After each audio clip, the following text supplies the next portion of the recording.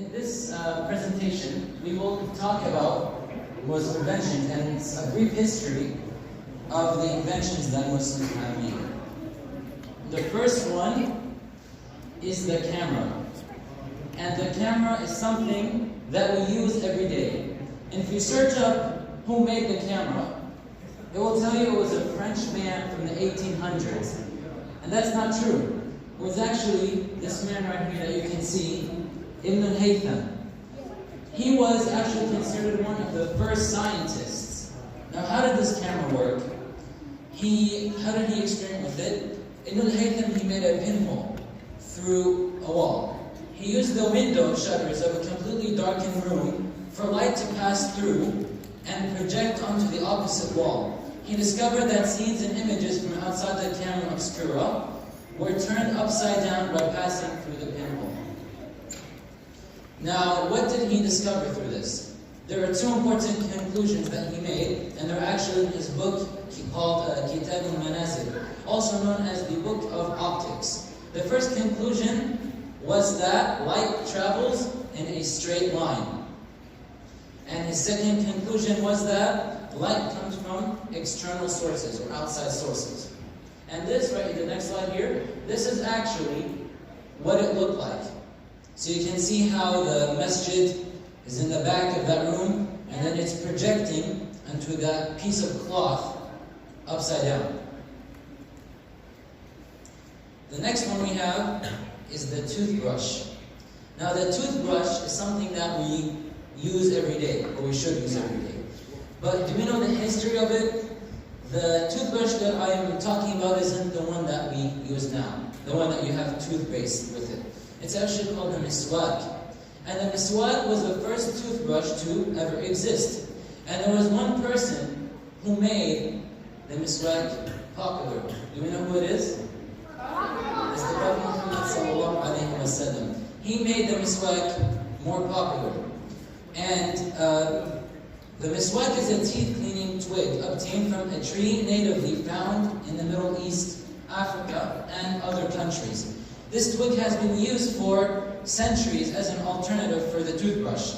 The Muslims have been using this natural toothbrush since the time of the Prophet ﷺ, and since the Prophet ﷺ, he advocated for it 1400 years ago. And that over there, as you can see, the miswak and where it grows on. The next one, inshallah, we'll be talking about the maps. Whenever we want to go somewhere, we have to use a map if it's somewhere far, we're not familiar with the area. But do we know the history behind it? No. We all know Christopher Columbus, the person who discovered America. There's a quote about it that says, Columbus studied on Arabic maps. Without Jewish or Muslim expertise, Spain would not have become the most powerful colonial in 16th century Europe. One of the most famous maps is called the Piri Reis map. And Piri Reis, he was an Ottoman Turkish admiral and geographer from the 16th century. His famous map was compiled in the year 1513 and later discovered in 1929 at the Topkapi Palace in Istanbul. It is actually the oldest known Turkish map showing the New World. It also is one of the oldest maps of America to still exist. And here is a picture of what it looks like. Next one is surgery. Surgery is used for many reasons. It's not a thing that we like to do, but if we need it, we have to do it. And the person who invented it, his name was Al-Zahrawi. And he was from Andalus, which is in Spain, Andalusia. And he was born in Cordoba in the year 936. Al-Zahrawi carried hundreds of operations and treatments during his lifetime. And he wrote it in his book, At-Tasrif, discovered a huge range of medical situations, including dental and surgical techniques. His book was also the first one to illustrate what surgical instruments look like. And this here is actually, you can see that man over there, that's Zahrawi. And in the book on the right, you can see, that's his book, At-Tasrif, and it has pictures of the drawings of the tools that he used, with also the labels on them. And this is actually an artist. He drew this, showing a Sahrawi performing surgery back in the day. Flight. Now, what we are taught in schools is that the Wright brothers were the first people to fly. But that's not true. The first person to fly was Abbas ibn Firnas. He was the polymath, the poet, the astrologer, the musician, the astronomer, and engineer of his time. His most famous work was the flying machine, and he flew successfully in many desert regions, right? And then his first flight took in the year 852, when he wrapped himself in a loose cloak and wooden struts. Ibn Firnas was at the Great Mosque of Cordoba, and he jumped off.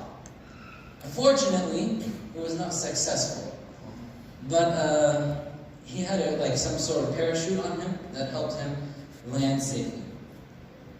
And this is him right there, and that's what it looked like.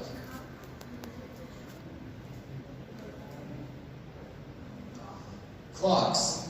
Now we use clocks or watches to tell time, but we don't know the history of it or the purpose of why it was invented.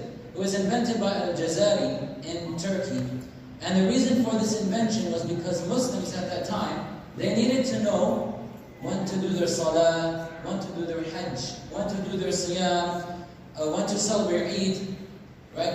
And they needed to know the time. So Al-Jazari, he invented this clock, and it was called the elephant clock.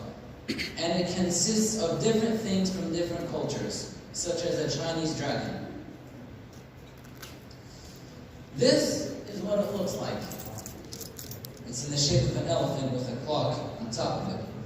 And the man on the right, he is Jazari. Jazakumullahu khairan. Wassalamu alaikum wa rahmatullahi wa barakatuh.